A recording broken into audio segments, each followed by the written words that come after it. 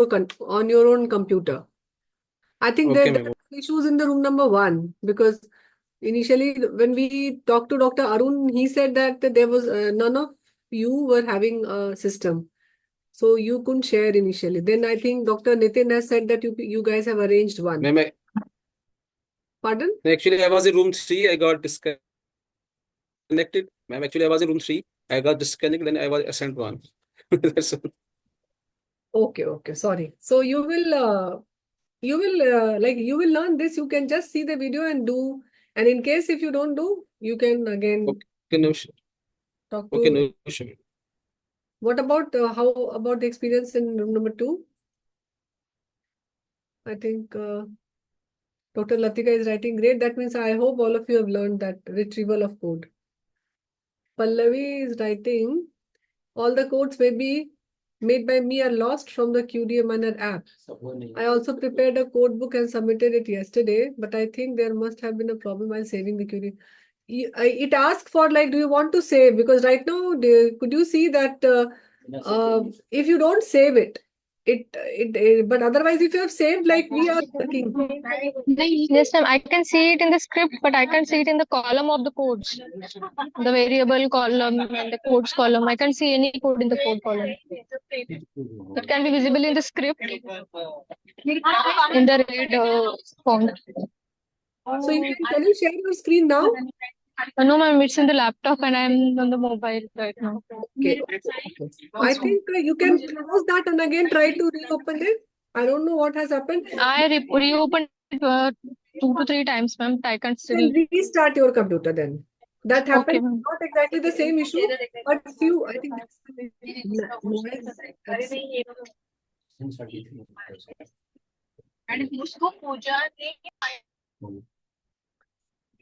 So you can restart your computer and see. I think that should resolve the issue. So now Okay.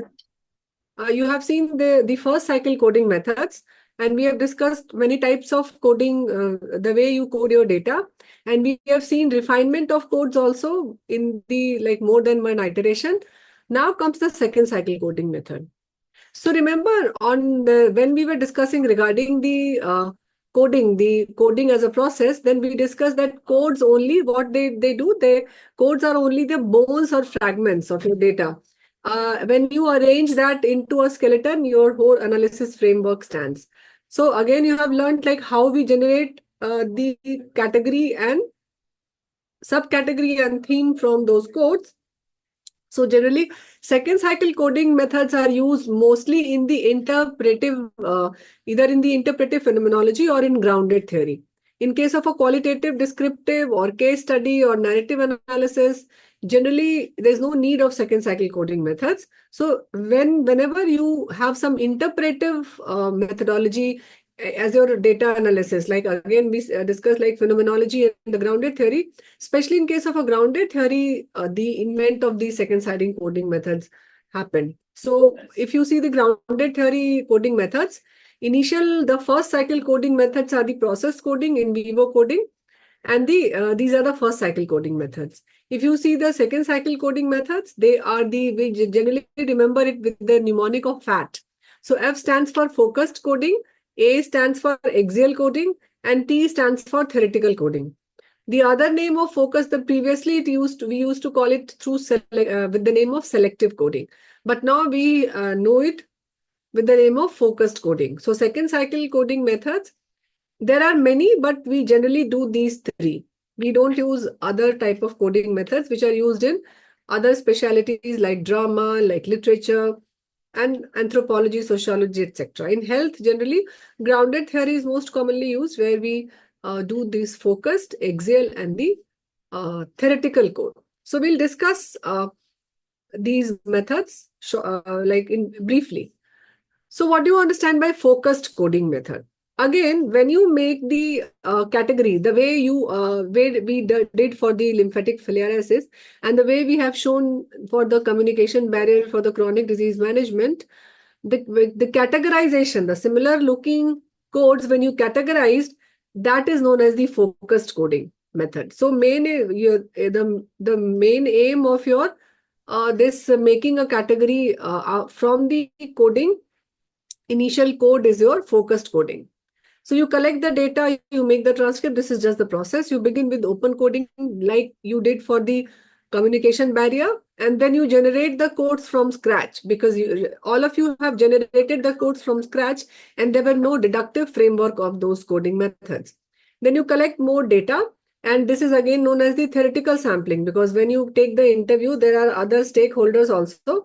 If you identify from the first interview and you take those people also, so they are the new people. So you compare your previous data and codes with the new data and new codes, you make more codes and you compare it with the previously developed codes, and then you see again you go and collect that. We have seen like back and forth in case of a grounded theory this thing.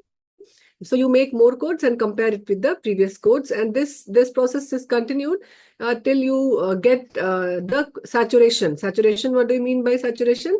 That in the consecutive 3 interview or the transcript, if you don't get any new codes, then you call that there is a saturation.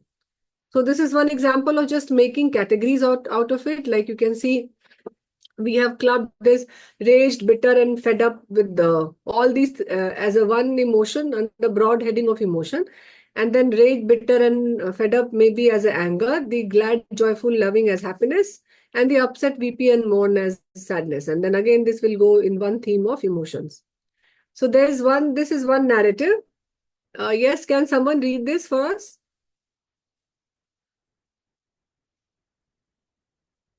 Ma'am, can I? Yeah, please, Dr. Nitin. Thank you. The closer I get to retirement age, the faster I want it to happen. I am not even 55 yet, and I would give anything to retire now. But there is a mortgage to pay off and still a lot more to sock away in savings before I can even think of it. I keep playing the lottery, though in hopes of dreams of early winning those millions. No retirement luck yet. Thank you, Dr. Nitin. So like if this was a raw data, so the preliminary codes, so these are the, like I said, the first iteration of codes, the preliminary codes. So what I deducted, we have all done this process. I'm just revising. So these were the preliminary codes like retirement age, because he's saying I'm closer to retirement age. And then he's saying I have a lot to pay. There's a mortgage to pay off. So these are the financial obligations.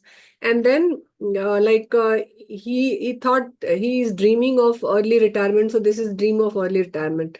And then in the second like refinement of the code, I have given the name like a retirement anxiety overall club. So this is just the example, the way we have shown with the filaria to you, and the way we tried to do with the communication barrier example. The second iteration, we set the final code. So preliminary code, you have many code where you club those preliminary code to make a final codes. So coming to the this second cycle, so we have discussed the focused coding, which is making category. Then comes the axial code. So what is the axial code? So axial code is basically you try to identify the relationships between the code. So till now, in filariasis also, when Dr. Abhijit was discussing, I think yesterday, that it was basically a qualitative descriptive. If you see the paper, we have not done the second cycle coding on that particular paper. But again, then we reanalyze that paper after it got published, because we are also reading and enhancing our skill on the coding process. So we tried to do the second cycle coding method after it got published. So then I can show you the second cycle coding, what we have done. So again, I said that first cycle coding, that second cycle coding, that first one, focused coding, that we did with the categorization. The second one, like axial code, where you try to establish the relationship between the with the various categories which you have. So categories like these were the list of open codes which we had, total of 156 codes. So focused code we did we have made relationship between the codes to form the categories. And then we link these categories to understand how they relate to each other with some specific context. So axial coding is what? It tries to establish the relationship between the categories. Now, what should be the underlying framework, or how you can connect these categories together. So there is a way, like there is a central phenomena. You know about the central phenomena, because remember we talked from day one regarding our central phenomena. So that central phenomena you should have. So you should identify those categories which are causal to your central phenomena. And then you should also see like what are the other contextual factors which are there with your central phenomena. What are the strategies which all the stakeholders are using to overcome or to tackle that? And what are the consequences of those strategies? So these are the 4 headings under which you can try to identify the each categories from your initial pool of categories. So again, causal is what led to the phenomena and what factors caused that issue. Like in our case, it was quality of life.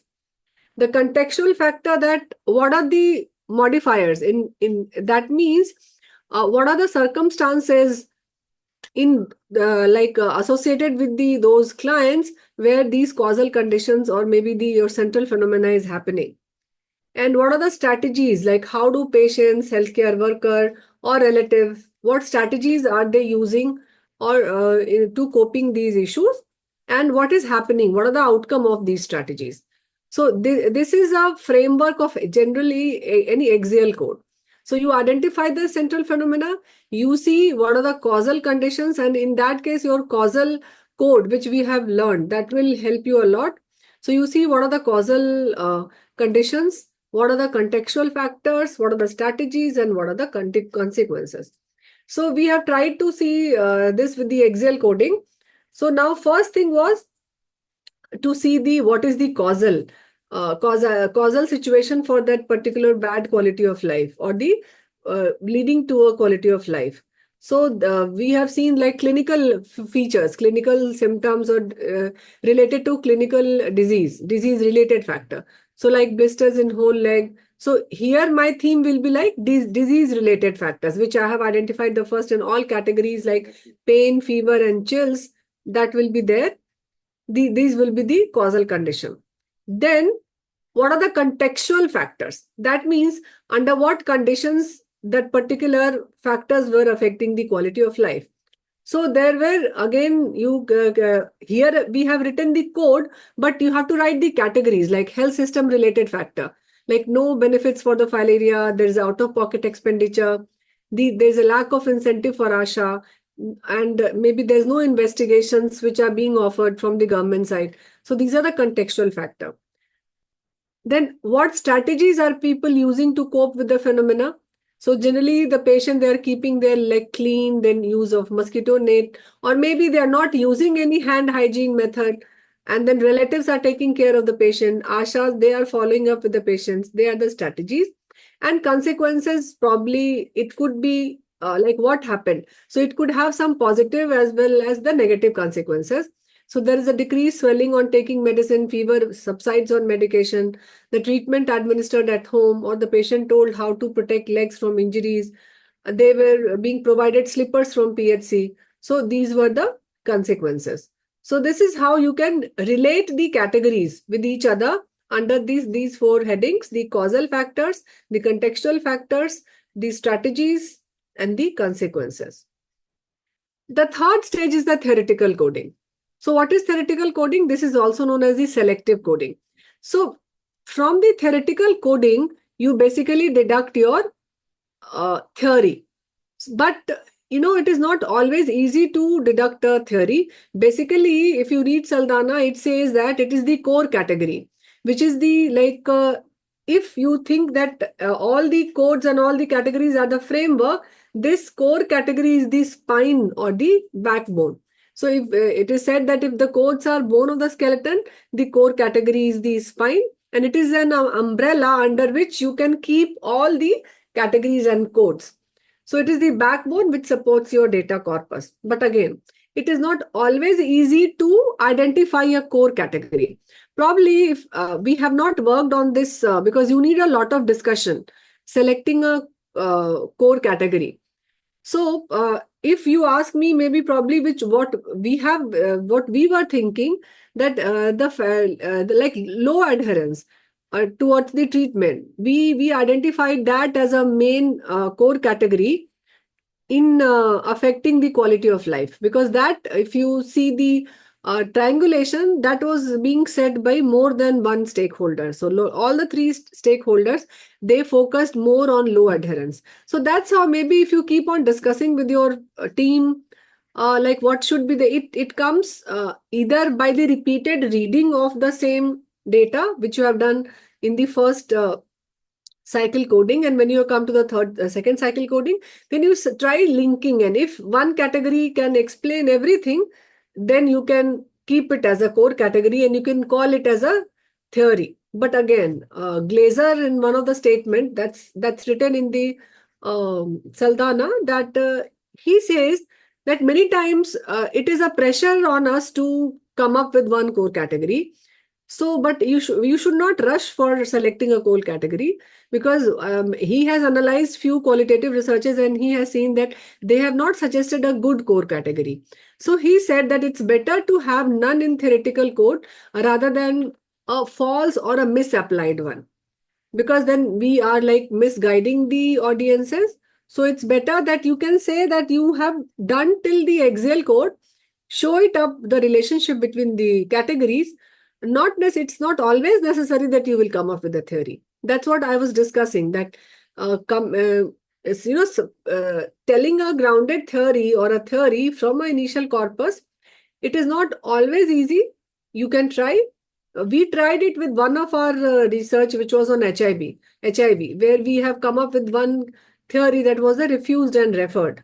So that time it was easy, like it was a consistent theme which was coming from all the stakeholders. But here in this case, maybe you can see that it is not a very easy task. So you can frankly admit that you stopped yourself at the level of Excel code, and you cannot identify, maybe, or maybe don't say that you have not identified, you have done till Excel coding. So those are the few second cycle coding method. Memoing we have discussed, like you should continuously document your thought process, and this thought process is very important. So how should you write your memos? You should write it date-wise, and whatever you observed, whatever you have, there is a reflection in your mind that you can write it. Anything which surprised you, anything which attracted you during the process of analysis, any pattern which you can identify. Did you feel any sort of contradictions in your transcript? Like one person is saying the other thing, the second thing is exactly opposite. You can also write that on the same issue there were contradictory perception on the from the people, or did you feel any problem during the analysis process? That also you can write in the memo. So we have discussed that it is like analytical memo is comparable to blog, and it is a place to dump your brain about the participant phenomena or the process, whatever you are doing, or it is a note to self. So we have learned that you should always try to document the analytical memo, and our cell phone is the best way to do that, because it is there with us all the time. Otherwise, you have to seek paper, pen, etc. So you can do every work on your cell phone. And again, it is just a picture to show that you are in charge of your own code and coding process. And it is a very slow process. So memos help you to track your thoughts over time. Because I said that you can refine your codes, but that thought process, you cannot visit your brain 1 month back. So keep a record how you have built up a theory from your data, or maybe even as a few of the categories, not necessary all the time theory. And it's a slow process, means you should not hurry. Take time and do the analysis. Take break in between and then get back again. So it is just a picture showing that, even the Nobel laureates write a crappy first draft. So don't think that, no, your first draft is it's not in a good shape. And when you revise those first draft, then it comes as a mastery. And you can see here, it is showing a butterfly, how beautiful butterfly comes after this larva and the caterpillar and the pupa. So as a researcher, so this is one just question, that as a researcher, if you are doing a qualitative study on caregiver stress on autistic child and your own child is autism, so will this factor influence your qualitative data analysis? Yes? What is your suggestion? So core category, yes, core category theme. Actually, see, terms, if you see now, there is again overlapping of the term. Central theme, you can say theory also. Many people call central theme as theory or core category interchangeably. I will show you a few results where they have not used category, they've only used theme. So, even they have many authors, they have suggested different, everyone is suggesting a different framework. But if you go by the Saldana, he suggests having codes, merge the codes, category. You can have subcategory, merge those categories to make theme. And if you identify a main theme, which you are saying central theme or core category, and that becomes a theory. So, yes, it will affect you. Can the research question be the overarching reason for undertaking the research? Yes, it can definitely. It can be. Can you mention the personal factors of researcher influencing the data analysis of factor process? So this is, I think we have done this saturation. I'll skip this because themes again. Themes are, you can see here, we have also written this term is used interchangeably with words like category, domain, phrase. Basically, theming is like it brings meaning and identity to your patterned experience. So basically, you see whatever is recurring and patterned, that you that you name as a theme in your this qualitative data analysis. So what gets themed? So this I have taken from Saldana. So he says that if there is a repetition of ideas, if there are metaphors and analogies, if there is a sociological concept, if there is a tension in the data, like worries, unresolved issues of the participant, then you can take that also as a theme. So few questions you can decide for the theme, like you researcher look for the trouble. Again, it is the same thing, like what worries or concerns the participants are expressing, what unresolved issues, what is disturbing, what is surprising. So this kind of thing can be in the form of a theme. So this was regarding the second cycle coding. So to summarize, second cycle coding has got FAT as a mnemonic, focused coding, making categories from the codes, which you people have just done it.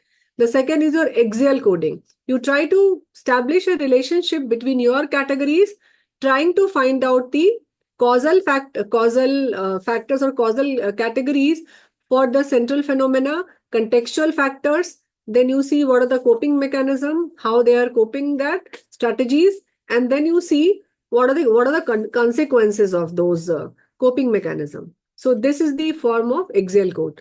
And then if you can find out any core category out of that, you can tell it. But again, Glaser said that if you don't find, or rather than finding a wrong one, it's better that you don't have any selective code.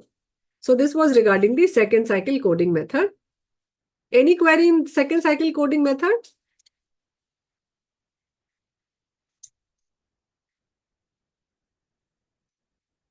Then we'll go to the manuscript result writing. Okay.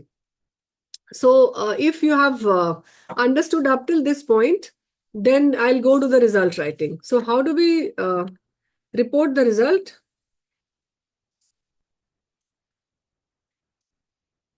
So a result can be like you can arrange your main like identified theme, sub-themes or categories, subcategories and code in a framework. We'll see that. And you can also do the content analysis, like you have seen the code frequency and all. That is also one way of showing your result. The second is writing the descriptive. So I'm telling you regarding the descriptive one, you can add the interpretive flavor of your analysis in this format only. So like we recommend SQC format, which is a very basic format. What is SQC? Basically, S stands for setup, Q stands for quote, and C stands for comment. Okay. So like let's say I'm writing about this theme 2 or category 2, whatever, that nurses provided supplement and nutritious food for their families. If this is my theme, and I have to write it. I have to write this theme. How will I do it? Yes, so can someone read this, the setup for us? Like, what is the setup here, written here? Can someone read? Ma'am, shall I? Yeah, please, Dr. Latika. Okay. Almost all participants conveyed the importance of consuming vitamins, supplements, and nutritious food to prevent them from getting COVID-19. They provided additional vitamins and nutritious food for their families. The participants believed that nutritious food could increase their stamina and prevent them from getting COVID-19. So this is a setup. Yeah, so this is just the introductory, this thing where you are creating a background for your particular quote. And here also, like here, you can see almost all participants conveyed. So you can use some like content, this thing also. And this setup comes from the code, because in this theme, you will have many codes also. So you can take help of those codes while writing this background. And then a particular quote you can see here. Yes, can you go to this quote to, Yeah. and then you select the quote to strengthen your setup, basically. So whatever introduction or setup you have created for the theme, taking help of the various codes, you strengthen your statement by giving quotes. Again, you should select those quotes where you feel that will strengthen your quote, the setup the most. Like in this case, yes, can you go? Can you read this? Yeah. Personally, I provide multivitamins to increase immunity. Ma'am, I do it for illness prevention to my family. On the other hand, food is needed for our body, which I learned from pathophysiology. Participant 7.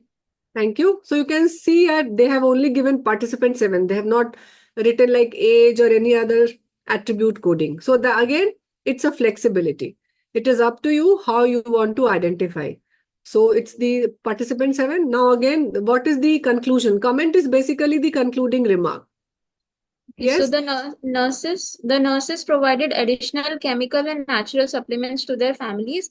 The natural supplements they gave to their families, especially children, included honey, dates, and habbatusa. I don't know what it is. That's okay. They believed that these supplements increased body immunity, probably kavo or something like that. Yeah.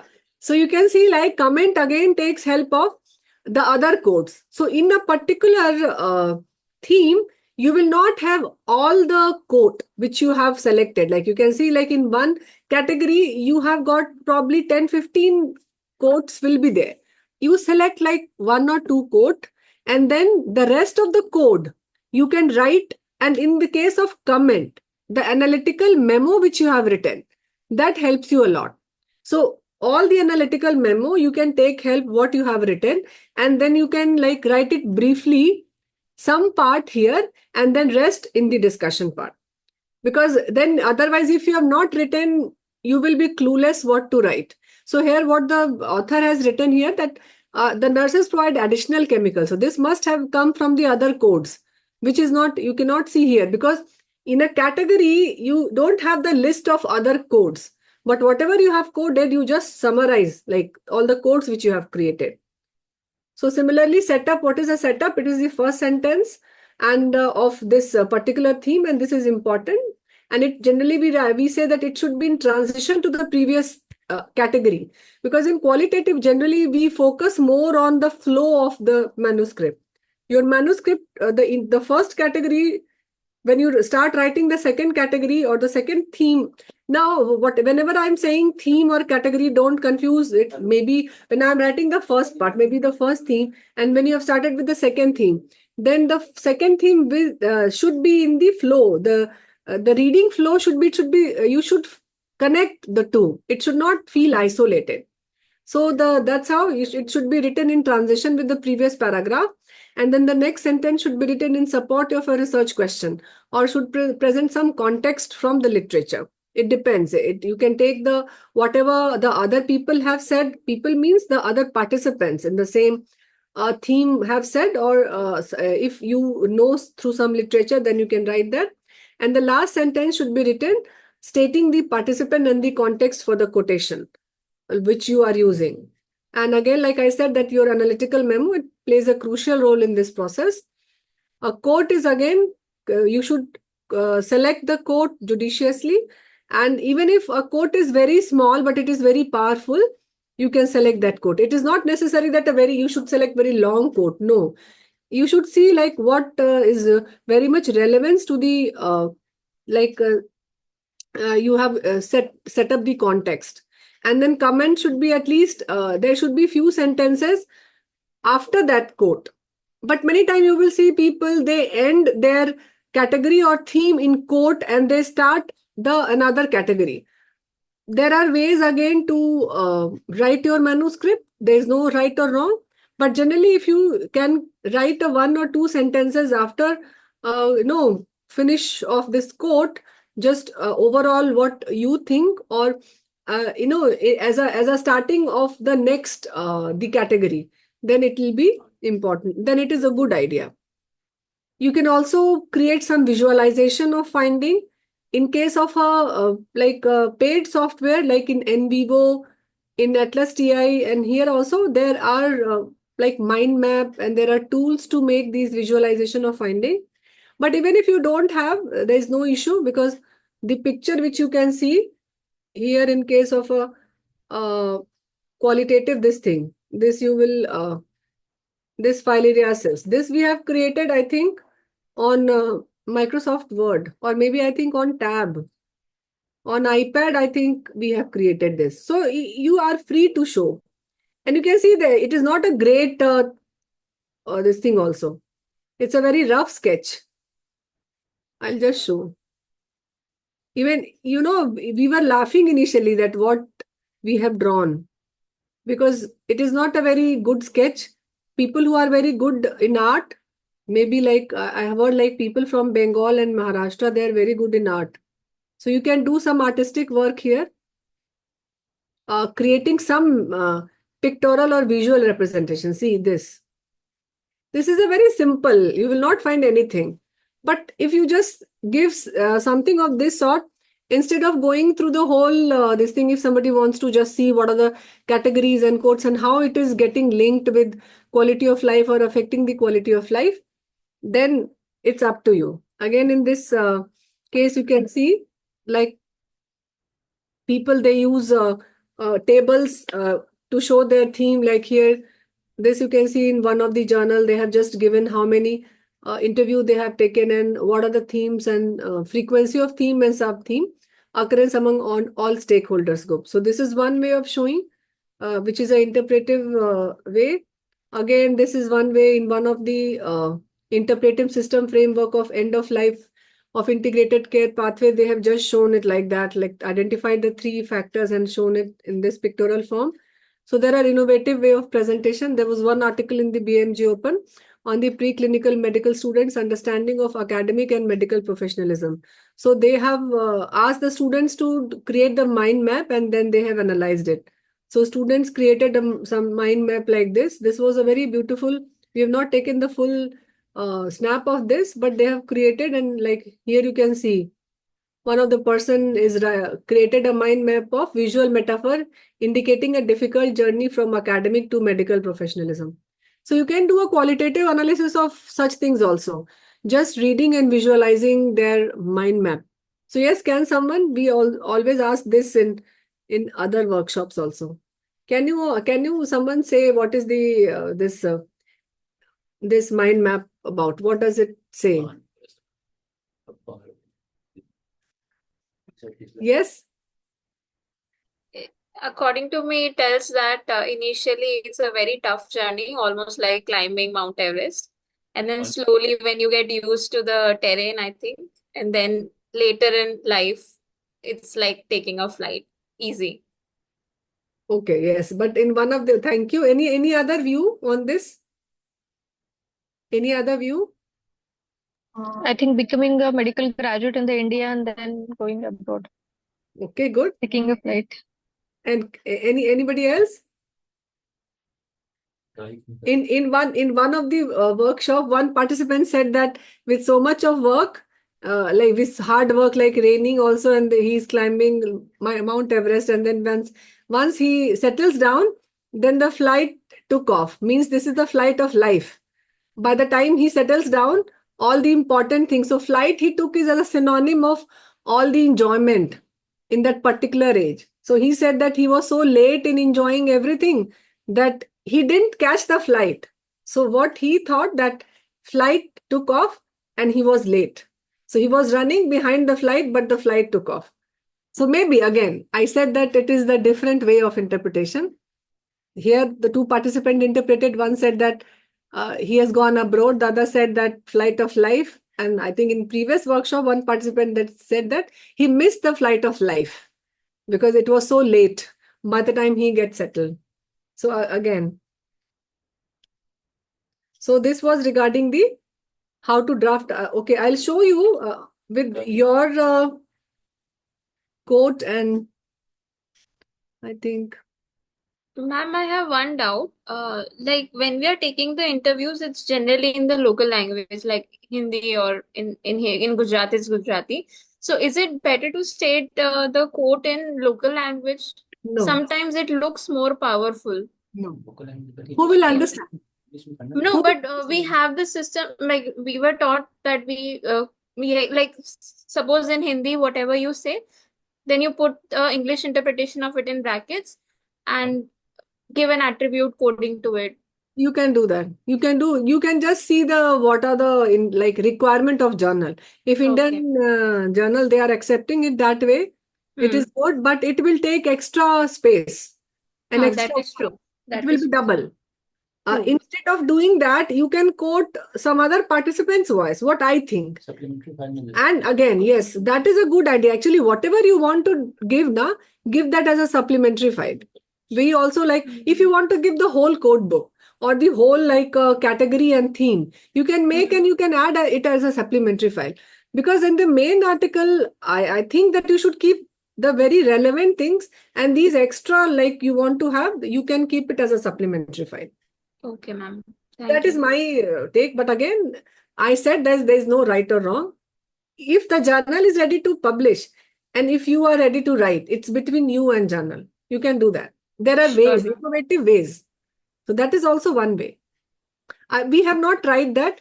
In one of the, what I'll say, we did one qualitative project with this Gates Foundation, not Gates, there's a project Concern International who is funded by Gates Foundation. They wanted to have an evaluation on Swasth Mitra. Swasth Mitra is like they are the helper, the navigator in the hospital. So if the patient comes, so they are clueless in the hospital where to go for investigation. So they have trained the self-help group Jivika. Like we have trained, and they were like stationed at each of the 38 districts of Bihar. So we did in few districts a qualitative evaluation, how they are performing, and we took interview from the medical officers, from the nurses, from the Swasth Mitra, from the patients, from everyone. And there what we did, we had this, what you are saying now, we like wrote Hindi. Hindi means we took English language we have written. Like, yeah. Are you getting what I'm saying? Like, kya tum WhatsApp KYA. Yes, KYA, kya tum TUM, something like that. So we have given the quote in that Hindi, and then we written it in English also. But that was a report. Report means they wanted it a very comprehensive report. So we have given all the quotes in Hindi as well as in English also. So, but it was their requirement, so we gave that way. So it depends. Okay. So this is one SQC format which we have set up. Like this was the again codes, and we have merged the codes in various categories. The codes which you people have given, so you can give this code book whole codes and the category and theme as a supplementary file, and we have written one theme. So we in the SQC format. So we have only written this, let's say, health system barrier. So we have started writing this contextual form. So contextual, I guess, can someone read this? Yeah. Ma'am, can I read? Yes. Ekta, let the participant Yes, read. ma'am. Yes, ma'am. Yes, ma'am. So nice of you. Thank you. Ma'am, can I read? Yeah, Priyanka. So the theme is communication barriers in healthcare. The category is healthcare system barriers. The setup में healthcare worker often face significant time constraint, particularly in setting where there is a high patient load, such as outpatient departments or community health centers. This time pressure limits the ability of doctors and nurses to engage in thorough communication, especially with chronic disease patients who require more comprehensive counseling. As a result, the quality of communication, including lifestyle modification, advice, and medication adherence, is often compromised. This impacts the patient's understanding and management of their chronic condition. So well written. Quote, so yes, of course, because being a community medicine faculty, we spend a lot of time with chronic patients because we have to advise them for lifestyle diseases. But usually what happens is we don't get time to communicate with them because other patients will be waiting. And So the this another was quote, from yes, Dr. Anjali. Here we have written the name, but generally we don't write the name. You should know that we don't give direct identifiers. Yes. the another quote is, so the doctors get less time to communicate with the patients, though they try their level best. And also depends on the attitude of the healthcare worker, how important they feel it is to communicate with their patients. And then comment. So comment is these time constraints not only create communication gaps, but also increase the frustration of healthcare worker and patients alike, often leading to reduced patient satisfaction and poor health outcomes. So this is just one, we wanted to show you the format of SQC, how you can write your own codes category using the, so we have used we have used 2 codes here. You can use more also.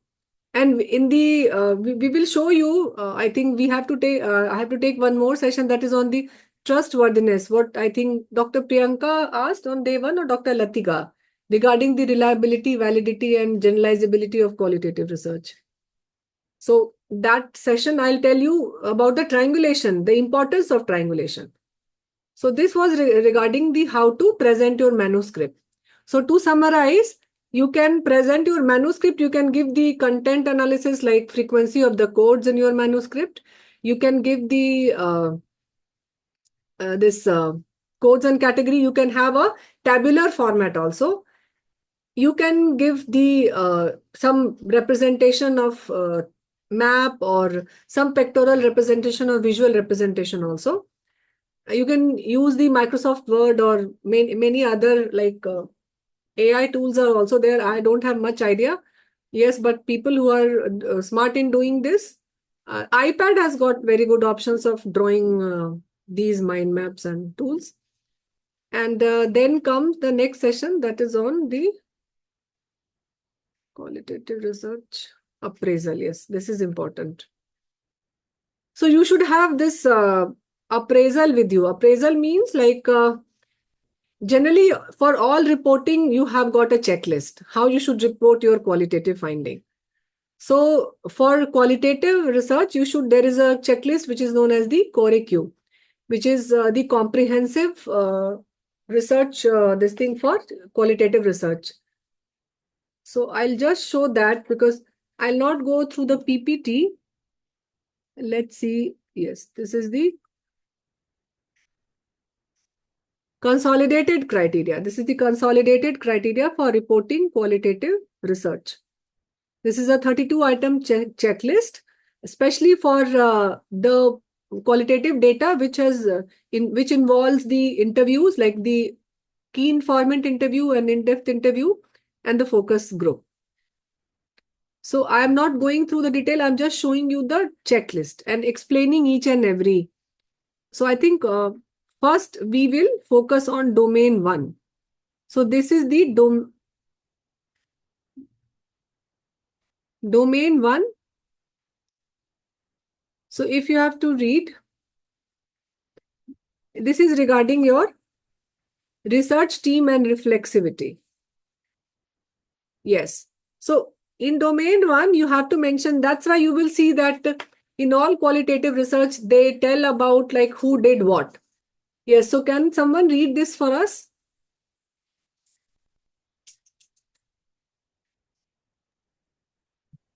People are tired. I can do it, ma'am. Dr. Latika, thank you. Okay, so domain one is research team and reflexivity. And in that, we have personal characteristics like first is interviewer or facilitator, which author conducted the interview or the focus group. Credentials, what are the researchers' credentials? Occupation, what are their occupation at the time of the study? Gender, was the researcher a male or a female?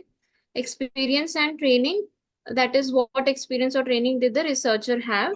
Relationship with participants, then relationship established. Was a relationship established prior to study commencement? Participant knowledge of the interviewer. What did the participants know about the researcher? For example, personal goals, reasons for doing the research. And then interviewer characteristics. What characteristics were reported about the interviewer or the facilitator, like bias, assumption, reasons, and interest in the research topic? Thank you, Dr. Latika. So if you see the characteristics like credentials, so you write that whatever degree you have, then again you write the occupation at the time of study. So many times what happens, like people are like a multi-centric team. So in that case, like we did one of the project of ICMR where there were 5 sites.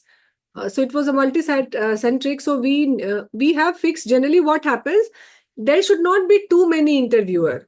For a qualitative research, it is said that it should be only the 2-person team who should take all the interview. It should not be like, there are 8 people and everyone is taking one interview. That's not a good way to conduct qualitative research. So generally it is said that only 2 people, because then they know what happened with the previous participant, how this participant is different from the previous, and then they can probe more, or they can shed some new light also. They can relate their new participant from the previous one. So in that case, regarding this occupation, that means like where you should also mention whether it was a single person or 2-person who took the all interview, or it was like for every site there was a separate set of research team that you should mention. Occupation is okay. Gender, again, it is important. Why? Because if you are doing something related to female, like in case of a Swasthya Mitra, since they were female, so our interview team had like mostly the primary person was a female who was the lead interviewer, and then the accompanying person could be a male or female. But generally, if it is in the same gender, it is easy to ask about a few questions. Like in case of vasectomy, it was since the participants were male. So we tried that the primary person should be a male person and the accompanying person, like interviewer, can be a male or a female. So that helps in a better rapport, because all those sensitive issues might be because of these gender barrier, one might not feel comfortable answering. So that is important. The second thing is like experience and training. So you should tell like what experience you have in the qualitative, especially with the qualitative. Did you attend any training, or are you, do you have experience doing which type of qualitative research? So you can write like in 1 or 2, not a very descriptive one, like few lines you can give. Relationship with the participants, yes, it is basically how you have reached the participant. So did you mail them, or have you tried to contact them beforehand through a community worker or through a third person? How you established? So this is basically how you contacted. In this case also, you should mention some bias. Like I was telling you regarding the evaluation study, which the AIMS conducted for those Swasthya Mitra. There was an issue there because we knew the participant, means Swasthya Mitra, since we conducted their training. So there was a bias. So we have accepted that bias, that since we have conducted the training and our interview team was also from AIMS, but definitely those people were not involved in the training. That was a separate team. But still, that was a bias, which we have accepted in our manuscript, that was a bias. So you should come up with such, if there is some prior relationship with the participant. Relationship can be in any form. It can be your previous like students, basically. In any research related to the medical education, you always say that they are the students. So then the audience will understand. Yeah, someone was saying something. Yeah, I have a question. Yeah. Yeah, ideally, how many IDIs and KIIs can one interviewer do in a day? Because sometimes they do too many and the essence is Not more lost. than two. Not more Not than mo- not more than two. All right. Okay. like what we have experienced. Not more than it's many time it is only one. Because you know, Okay. inviting participant, then they come by usually 10:30. You set up, you start interviewing in between many disturbances. Right.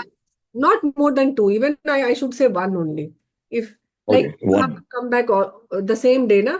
It depends Right. on the travel time. Like if it is in your own hospital, then you can Right. take two. But generally, we are from the community medicine, so we have to go to the To the health center, field. to some other Right. district. So there, the travel time is also there. Right. I think Okay. maximum one or two. That's that. Not more than that. Not more than two at all. Then the quality will definitely be not that good. Right. Right. All right. Thank you. With FGD, we took only one FGD in a day for our. Yeah, FGD is correct. You're absolutely correct. FGD is beyond that person's, saturation is there after doing an FGD.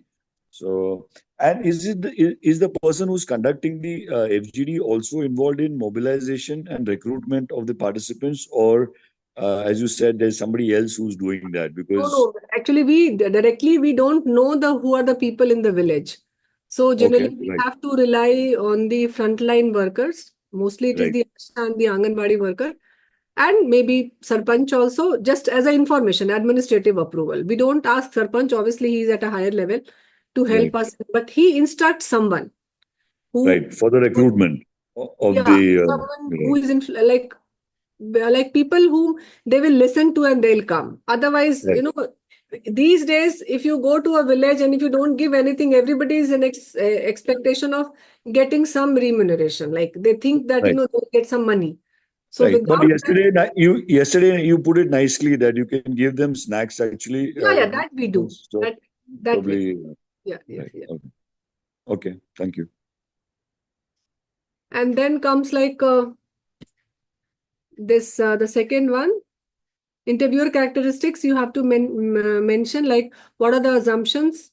This is one participant knowledge of the interviewer. So participant, you tell the participant regarding like your purpose.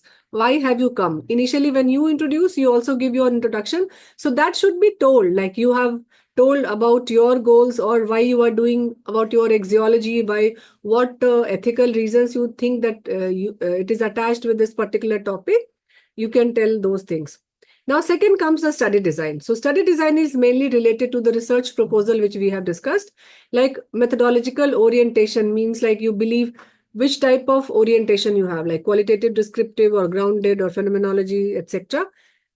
Under the participant selection, you have got these points, like how the participants were selected. So you mention all these things. So I don't think these things we have discussed in the in case of the proposal. The method approach, how the participants were approached, like face to face or telephonic. And then what was the sample size? Sample size is generally, you see, what depends on your saturation. So what was how many participants were there? And again, you can say that, you have invited these many people, especially for FGD, and like these many people came. So that can be done in case of FGD. Non-participant, yes. How many people refuse to participate or drop out? Dropout generally, I don't think dropout can be the only in one case where you took half the interview and then probably the person said that he will come again tomorrow.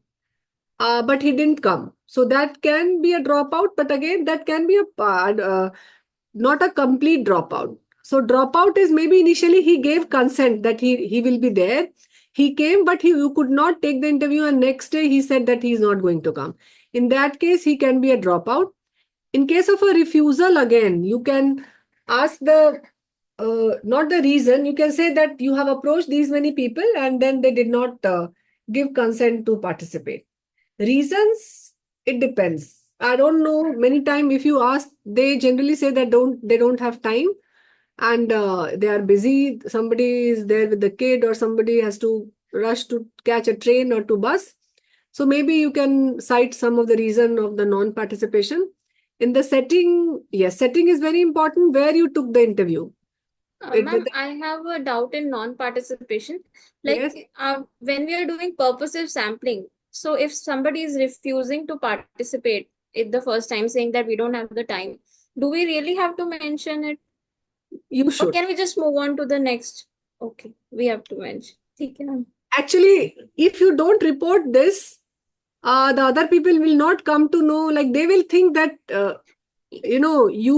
everybody was ready to participate in your Okay, study. ma'am. Many Okay. times what happens when you go to the field, generally students, they come with a complaint that people are not cooperating. They are not giving Correct. interview. For families, especially with the family adoption program, you will see that they say that, family, they asked us to go out from the home because they said that it's our work time and please don't bother us. See, if you report such things then the other person, otherwise they will think that you are a very good interviewer and nobody says no to you.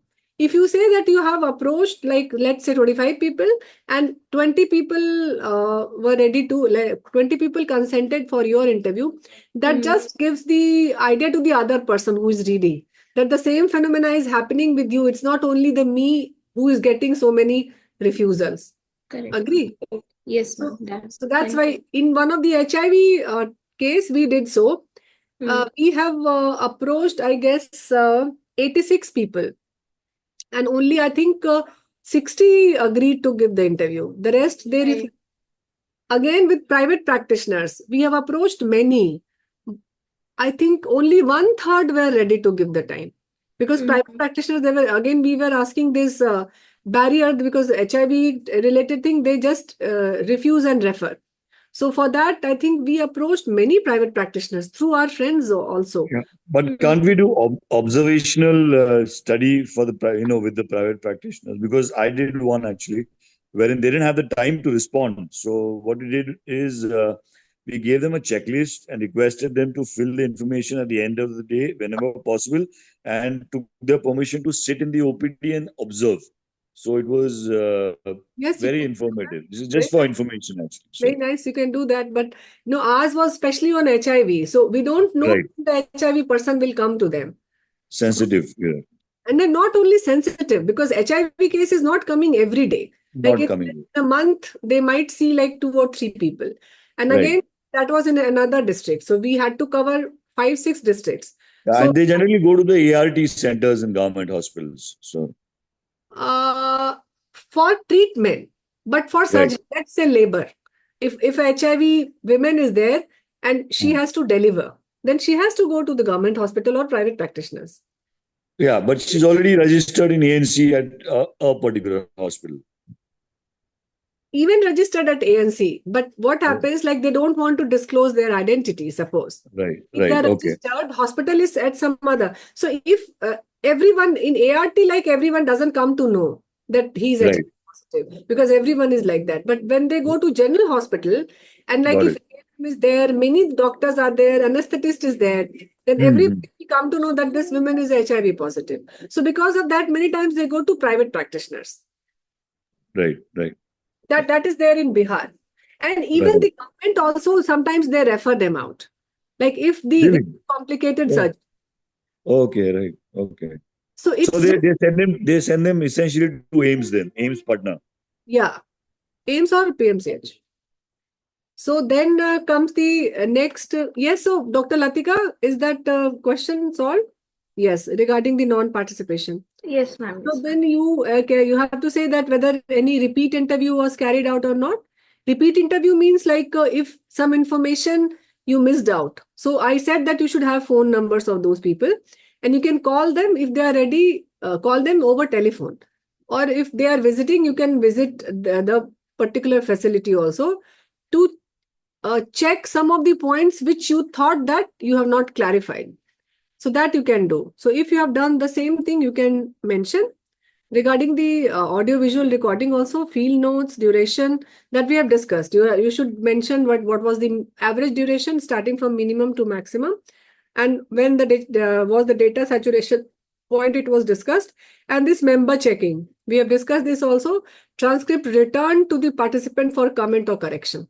This we don't do here in Bihar because people, I don't know, even if you do, we have not started probably with, yes, with the doctors and all, you can do that. Checking, sharing their transcript and asking for any correction or comment. Domain 3 was regarding the data analysis. It is regarding data analysis, like how many data coders were there. So again, we discussed about the dual coding, like 2 people coding transcript, solo coding, 1 person doing, and team coding. So it depends how do you want to do.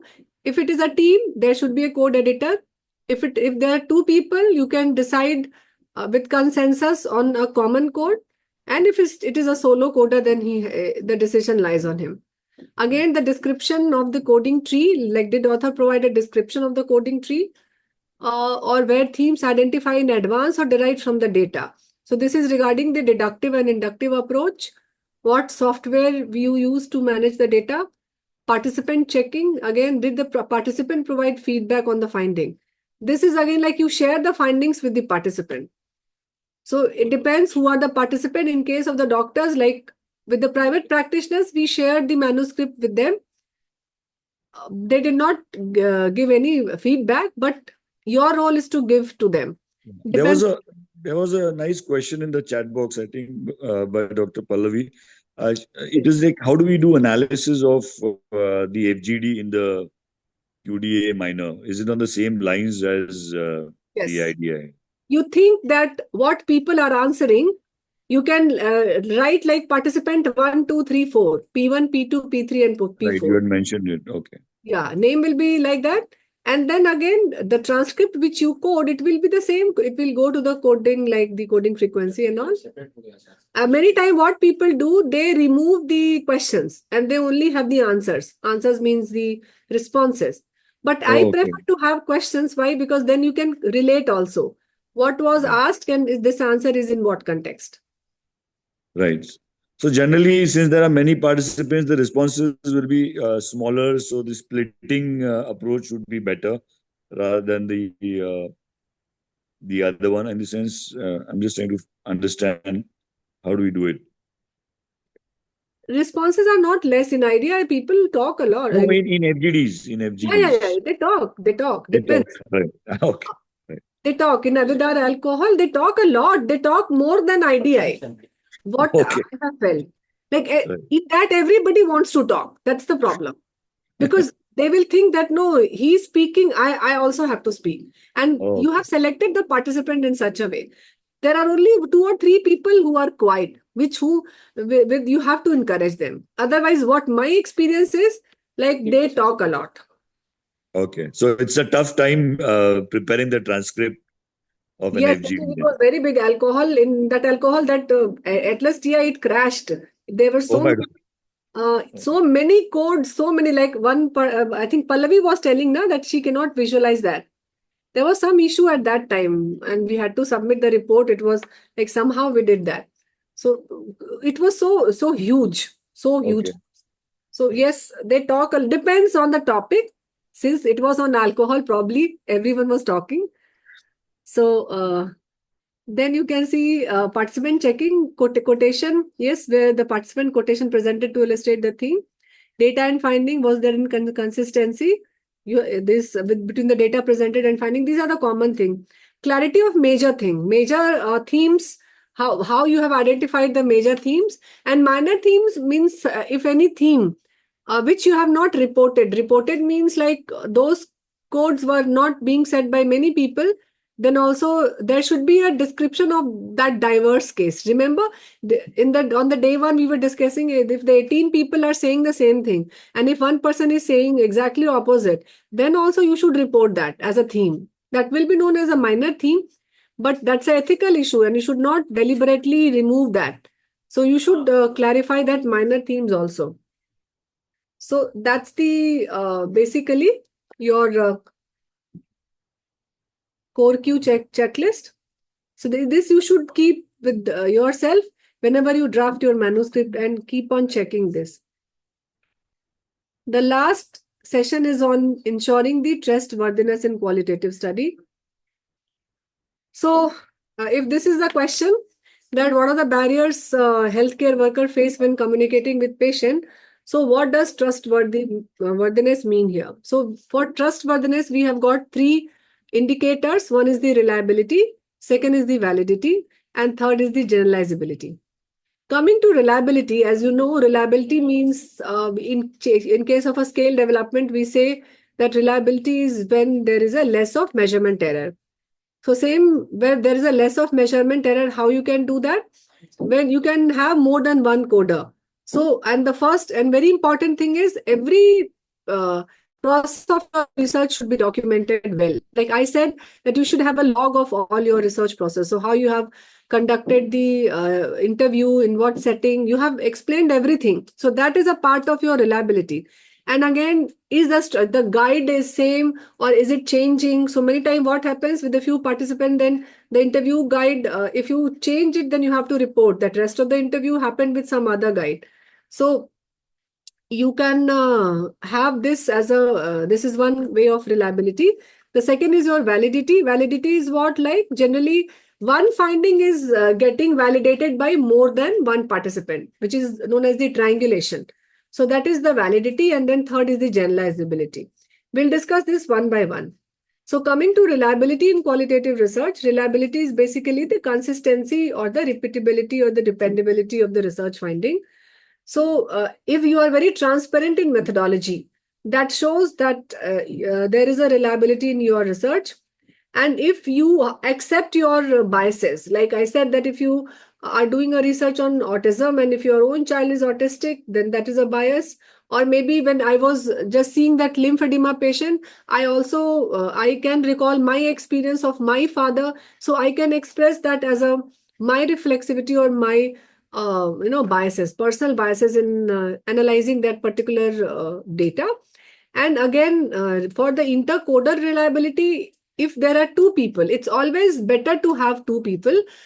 Or you can ask someone. That's why there was a system of export code book. You can share your code book and your transcript with someone, and you can ask them to give comment, or two people can do it simultaneously, and you can then compare your code book. So your code book should be similar. Similar doesn't mean same. Like it, what you have identified as a code and as a category, that should be the similar pattern with the other person. And then again, you can have you can conduct an interview with a consistent interview guide. So this is again consistent data collection method, clear documentation of processes, and cross-checking coding by more than one person. Now second comes the validity in qualitative research. So basically validity is the how accurate your results are. So we talked about triangulation in this case. So first thing is credibility. Credibility means the findings you are using the quote of the person. So you are in the bracket you are saying like who has said so, that is also there. And you are also saying your own bias. And then again, you are doing the triangulation. So basically how you can ensure the validity. So remember in the low adherence, I have shown that there was a validity of that finding because healthcare worker, relative and patient, all three are saying that I'm not adherence to the what advices I receive and what treatment do I get. So techniques to ensure validity are triangulation. You should try the triangulation from different stakeholder. And member checking, you should send these transcripts to the person that we have discussed, and you should give the detailed description of the context. So that will ensure the validity. And then comes the generalizability. So generalizability is how, like we do the external generalizability of the quantitative research, how that research finding is applicable to some other setting or to other participants. So in this case, how you can do that? So you should come up with all the description, where you have conducted your study, what kind of background your hospital is, like what if I'm doing it in a district or in a PHC, Naubatpur, what is the rural setup, what is the background of the people there, what is the background of the person who are treating them. So basically those things, if you describe that well, that means if another person, if another setting, the author, if some other audience is reading this or some other researcher is reading this, they can think that what the finding. it is here, can it be generalized to some other disease or not? It can be there or some other setting or not. Like if this finding is there with the lymphatic filariasis, is it will it be the same for leprosy also? Maybe there is a patient who is from a lepromatous leprosy, and there is a loss of limb or something, and there is a problem in daily life management. So will this same with some other diseases also with disability? So is this finding applicable to some other disease also or to some other setting also? That is we mean by the generalizability. So again, key takeaways from this whole trustworthiness is reliability ensures the consistency across research process, and that you can maintain by keeping your research very transparent. Validity basically captures the accuracy, and giving the triangulation tells that the results are valid. And generalizability is again whether your results are generalizable for some other diseases or some other setting also. So this was regarding the trustworthiness. So that's the